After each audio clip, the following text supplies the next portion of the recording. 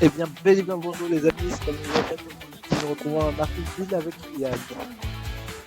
Salut à tous, aujourd'hui Martinsville, avant-dernière saison de la course pardon, de la saison 2024 de NASCAR et donc on vient du playoff pour se qualifier pour la finale. La semaine dernière, Tyler Reddick qui s'est qualifié à Miami.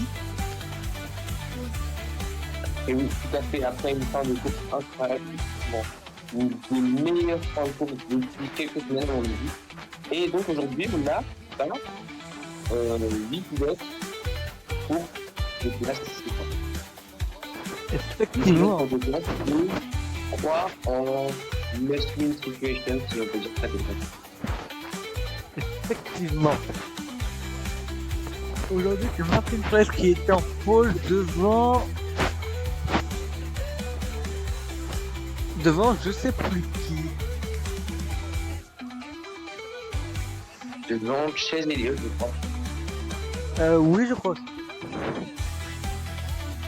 Les Chevrolet Hendrick qui sont pas mal sur ce circuit, qui ont gagné la course plus tôt dans la saison et Oui, qui sont encore aux avant-postes avec Larson un peu plus loin, Bowman toujours là dans le top 10, Byron aussi.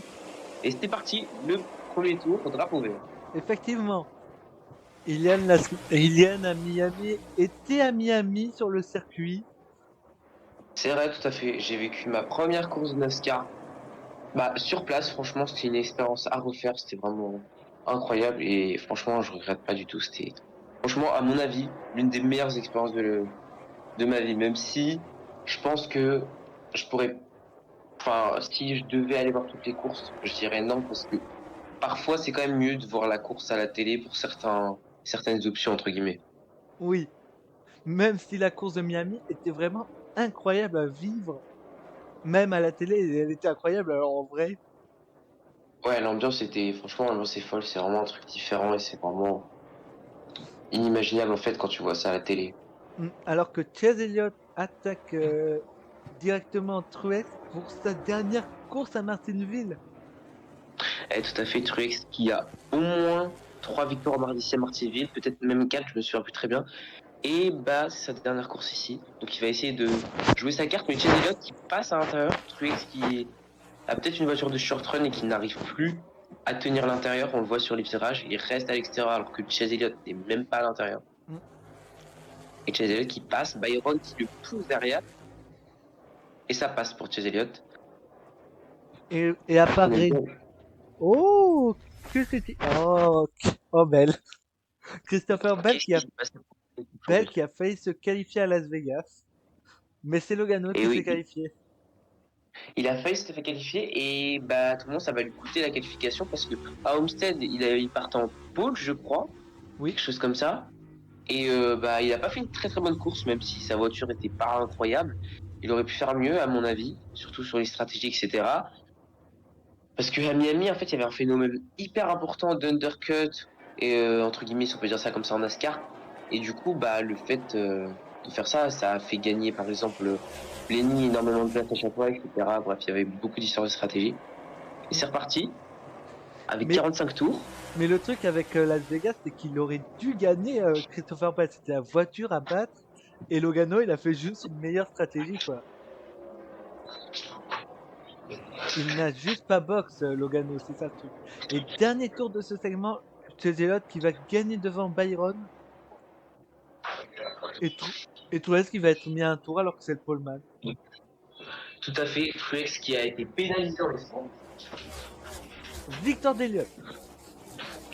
Ah, ça, c'est important pour Chase Elliott parce que lui aussi, en must-win situation, il y a 3 pilotes qui sont vraiment dans, entre guillemets, dans le mal. C'est Chase Elliott, bah, Blenny. En fait, il y en a 4. Il y a Ablin aussi, Blenny et bah, Elliott. Mais je crois que c'est tout. Ah, voilà, on a le classement. Il y en a Ah, 3 qui sont vraiment dans le mal. Oui, c'est Elliott, Blenny, Hamlin. Alors que les 3, ils sont devant. Enfin, Blenny est troisième. Hamlin remonte petit à petit, mais il est quand même bien placé. Enfin, assez bien placé. Donc, ils sont tous les 3 en must-win situation. Larson peut encore se qualifier au point. Bon, accident, drapeau jaune. c'est qui? C'est Daniel Suarez. Eh ben, c'est Suarez. Vous savez. et Byron qui est en tête. Ça, Byron, tête devant chez Elliott, il a passé Elliott, Byron. Il a une bonne voiture Byron aujourd'hui. oui. Bah, c'est le gagnant de la dernière course. Et on n'a jamais fait de résumé ensemble de la course de Martinville. On l'a toujours fait. Il y avait deux duos différents avant. Aujourd'hui, il y avait Ilian et UW lors de la dernière course, bah, l'année dernière, pile poil pour la dernière course, l'avant-dernière course des playoffs de la saison. Et Ah moi oui, et c'est vrai. Lucas pour le début de saison. Donc on l'a jamais fait ensemble. C'est vrai, tout à fait. Et est-ce que Elliot pourra remonter sur Byron? Et c'est Byron qui passe en tête, et Elliott qui se ravise, qui se met à l'intérieur pour ne pas se faire dépasser par Briscoe. On voit Bell qui est toujours devant pour 5 points, alors que Larson est mieux Non, classé 10 que points, Bell. je crois. Oui, 10 points, pardon, autant pour moi. Et Larson qui attaque, il sait qu'il doit aller dépasser Larson, donc alors il fait le forcing sur Pris, et bah c'est Logano qui va aller l'attaquer. Les Qui Ford entre guillemets. Stewart-Haas qui sont assez bien aujourd'hui, bizarrement. Ouais, elles sont toujours pas mal sur ce circuit, franchement. Oh, Ah, attention! par contre, Burton qui a été en playoff, c'est pas bien pour lui. Ouais, Burton, de toute façon, c'était juste l'histoire d'aller en playoff, c'était un exploit, mais bon, on savait entre guillemets qu'il allait pas aller très loin sans être méchant pour lui. Oui, de toute façon, l'année prochaine, il sera plus en NASCAR Cup Series, donc voilà quoi. Ah, c'est au Sevar, je crois. Oui, oh, Dylan, il a failli se faire piéger aussi. Et ça repart avec Byron toujours en tête. Ce qui est bien depuis quelques années, même si c'est beaucoup plus dur maintenant avec ce nouveau package, cette nouvelle voiture, de dépasser à Martinsville. Donc c'est vraiment beaucoup plus dur. Mais ce qui est bien, c'est que l'extérieur fonctionne plus. Depuis certaines années, là, on voit Gibbs qui tente l'extérieur. Depuis quelques années, du coup, l'extérieur est plus facile et on arrive à remonter plus facilement. Regardez, là, Elliott est en Ouh, train de finir la Larson! dragée. Et Larson qui se fait bouger. Il veut faire le forcing. Larson, il est passé surprise. Sa prochaine target, c'est Blenny, mais Blenny lui aussi, il doit gagner. Hmm. Oh, à drapeau jaune. Alors que Larson essaye de dépasser Briscoe et c'est Truex, un retard de. Ah, c'est Truex. le poleman qui se crache.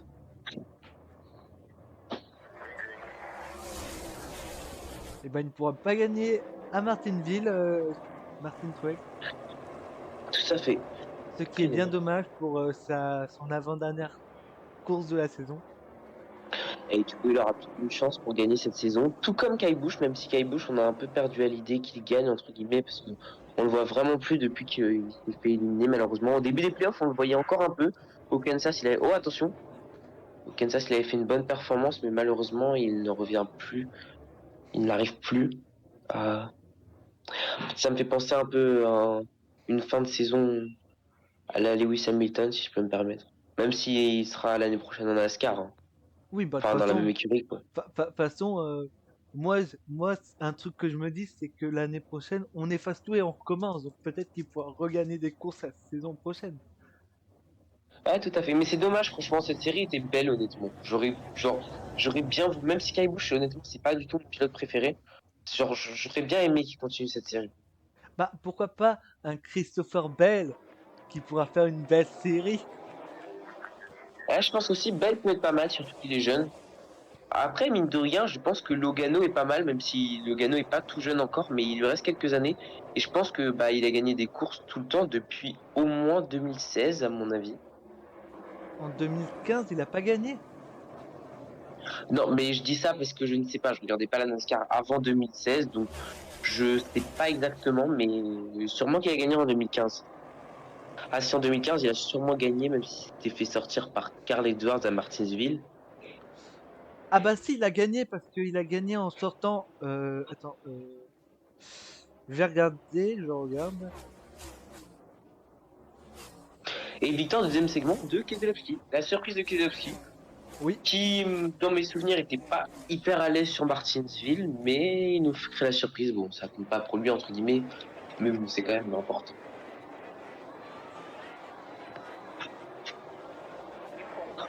Ah mais il a Et gagné le Daytona 500 en fait. Logano, c'était. l'année où il avait gagné le Daytona 500, Logano, en 2015. Ah bah oui, c'est très plausible. En 2014, il avait gagné au Texas. Et Blenny qui doit remonter parce qu'il a fait un mauvais arrêt au stand, du coup il est reparti 6ème. On va voir s'il peut remonter, mais ça va être tendu. En tout cas, c'est ça que je suis sûr. Je vais faire une petite confidence et fini la course ce matin. Voilà. Moi, je l'ai fini bah, le soir même parce que j'étais aux États-Unis encore à ce moment-là, donc j'avais pas de décalage horaire, donc j'ai pu finir la course. Bah, moi, j'étais sur la route du retour, donc j'ai pas pu tout regarder parce qu'après, le lendemain, il y avait la rentrée pour moi, du coup. Et donc, je ne Ouais, pouvais bah pas. moi, c'est pas. D'ailleurs, j'ai pas fait un jour de. J'ai loupé un jour de course. Hmm. James Van Kezowski toujours un peu. Gun. Oh là là, oh le move de Blenny. Imaginez Alors Blenny qui ça, regagne, qui se requalifie en finale. Ce serait beau quand même. Blenny, franchement, je lui admire, mais il est hyper fort quand il est en must-win situation. Vraiment, Blenny, à ce moment-là, il peut jamais être aussi fort en fait. Mais j'y crois pas qu'il regagne un titre aujourd'hui. Et Byron qui est sorti devant Blenny. Ouais, parce qu'il s'est arrêté avant Blenny. Du coup, il a disposé entre guillemets de l'undercut, comme j'aime bien dire. Et En bah, F1. Blenny qui Et doit drapeau encore revenir jaune, sur Byron et Elliott. c'est encore receveur. Elliott qui est en stratégie décalée et du coup, ça le fait repartir. Bah, pas très loin, sauf qu'en fait, Septième. il vient de prendre une pénalité. Non, septième, il est septième. Ah non, 7ème. Autant pour moi. C'est juste qu'il y a box et les autres n'ont pas box. Tout à fait autant pour moi. Donc ça va être le premier avec des pneus frais. Sauf que derrière lui, ou à côté de lui, si je puis Et dire, il y a et aussi. regardez qui est en tête. Ah, Oh, le pneu. c'est le pneu de qui? C'est le pneu de qui? Je crois que c'était le Alors là. pneu de Kai Bush.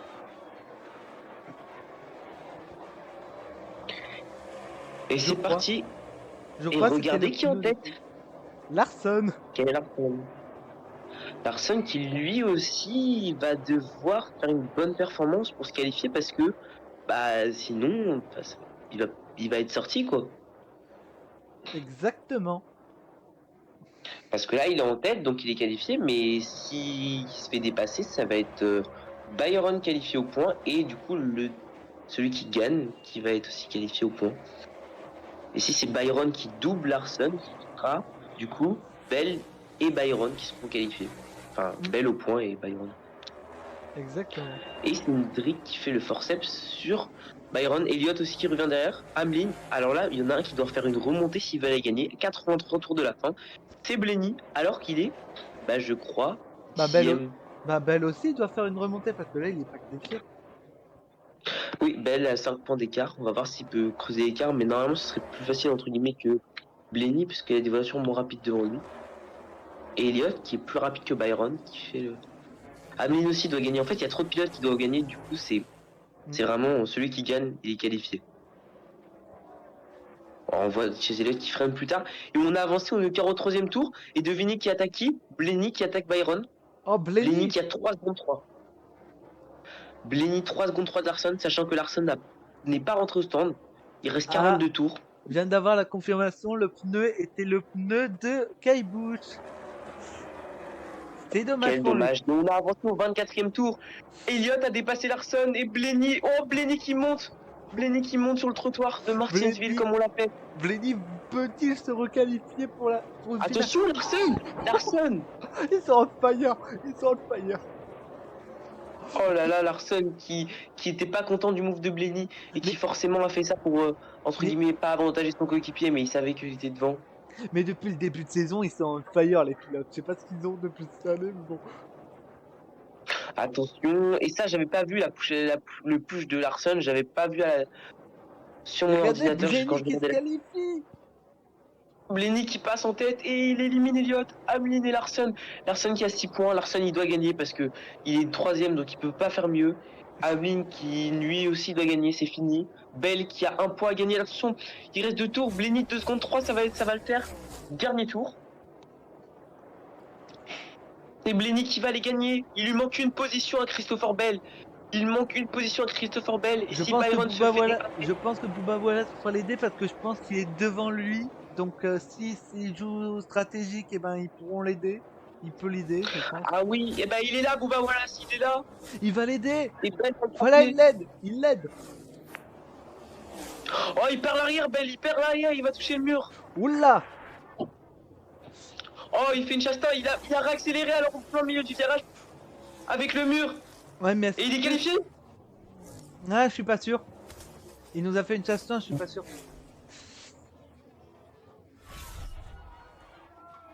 Bell est qualifié au point pour l'instant, mais va falloir une vérification. Par contre, là, je comprends pas pourquoi il perd l'arrière. Je pense Il qu'il est a arrivé voulu trop faire vite. ça. Oui, voilà. Mais je comprends pas. Soit il a pas compris que Wallace le laissait passer, donc il y a eu une mise en entente, et il pensait que juste Wallace avait un problème et il devait vraiment push pour le dépasser. Mais je sais pas, si c'était prévu, erreur bête de Bell s'il est éliminé sur ça. Eh ben, on a la confirmation. Bell ne va pas en finale. C'est Byron qui y va. Ah, quel dommage pour Bell. Franchement, il doit être dégoûté par rapport à Las Vegas. Parce qu'il aurait Franchement, pu quel gagner. dommage. Eh oui, tout à fait. Donc les 4 finalistes cette année seront Blenny, Logano, Byron et Tyler Reddick. Donc deux Ford de chez Penske et une Toyota, une Chevrolet.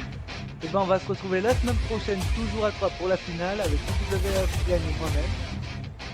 Tout à fait, finale incroyable, comme d'habitude à Rémi. Et je vous conseille que le point est bien le Logano, parce que Logano fait les années claires et les toujours porter le Bye bye. Bye, et on se retrouve pour la finale.